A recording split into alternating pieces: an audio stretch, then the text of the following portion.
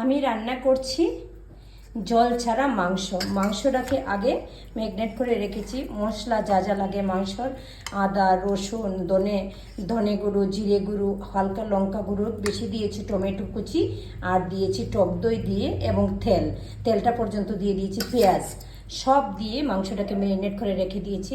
এখন এই যে আমি কড়াইটাকে গরম করেছি, কোনো তেল দেবো না যেহেতু মাংসতে তেল দিয়ে দিয়েছি।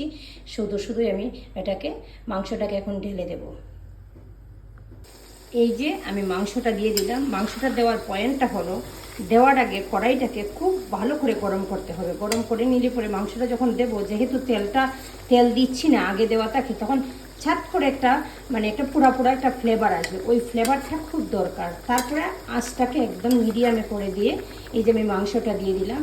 মিডিয়ামে করে দিয়ে এখন আমি মাংসটাকে একটা কিছু দিয়ে কড়াইটা চাপা দিয়ে রাখবো। এই যে চাপা দিয়ে দিলাম। এই যে মাংসটা এই ধরনের রং ধরেছে। আজকের মাংসতে আমি আলু দেবো না। ইচ্ছে করলে আলু দেওয়া যায়, কিন্তু আমি আলুটা দেবো না। আমি দেবো গোটা পেঁয়াজ আর গোটা রসুন। আলুটা বেশি খাওয়া হয়ে যাচ্ছে কয়েকদিন ধরে, যার জন্য আমি আলুটা দেবো না। আলু দিলে ছেলে আলু খেয়ে নেয় তো বেশি। আমি যদিও খাই না, কিন্তু তো বাচ্চা মাংসের আলু হলে বেশি ও খেয়ে নেয়, যার জন্য আজকে আমি আলুটা দিলামই না। যেহেতু পেঁয়াজ দিয়েছি, ও বায়নাও করবে না। আর কিছুটা হবে, আমি আস্তে আস্তে করে দেখাচ্ছি। এইবার আমি দিয়ে দিব কয়েকটা 4টে মতন গোটা রসুন। এই যে গোটা রসুনটাকে যদি জলে ভিজিয়ে রাখা হয় তাহলে নরম হয়ে যায় এবং সুন্দর করে ছাড়ানো যায়। তাই আমি দিয়ে দিলাম গোটা রসুন। আরও কিছুটা সময় হবে, আমি চাপা দিয়ে রাখবো। মাংসটা প্রায় হয়ে গেছে। এখন আমি দেব গরম মশলা। এই যে গরম মশলাটা, ওটা কিন্তু আমি নিজের হাতে বাড়িতে গোটা মশলা এনে মশলাটা করি। গরম মশলা যে খুব বেশি দেবো তা না। লাস্টের আরেকটা পয়েন্ট বাকি আছে, ওটা দেখিয়ে দিলেই আমার রান্নাটা কমপ্লিট। দিয়ে দিলাম গরম মশলা, দিয়ে আরেকবার একটু ডেকে রাখবো কিছুটা সময়। অলমোস্ট হয়ে গেছে আমার রান্নাটা।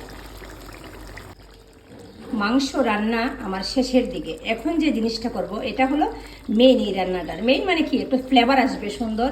আমি এদিকে বসিয়ে দিলাম একটা ছোট্ট একটা স্টিলের বাটিটাকে খুব করে গরম করব। এই যে গরম হতে দিয়েছি, গরম হচ্ছে, অনেকটাই গরম হয়ে গেছে। তার মাঝখানে দেবো আমি একটুখানি বাটার। এই যে বাটারটা দিলাম। বাটারটা দিয়ে আমি এটাকে এখানে বসিয়ে দেবো, জাস্ট ওর মাঝখানে বসিয়ে দিয়ে আমি ডেকে দেবো। এইভাবে আমি ডেকে দিয়ে দেবো। তাতে করে একটা স্মোকি ভাব আসবে। এটাই মেইন পয়েন্ট, এবং এটাতেই অন্যরকম আলাদা হয় মাংসটা।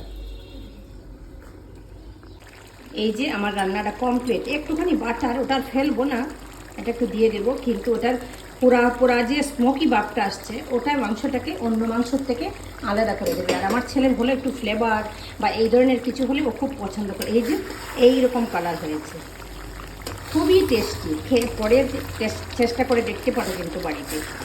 তারপর একটু পরিবেশন করব, আমার ছেলে এসেই খুশি হয়ে যাবে দেখে।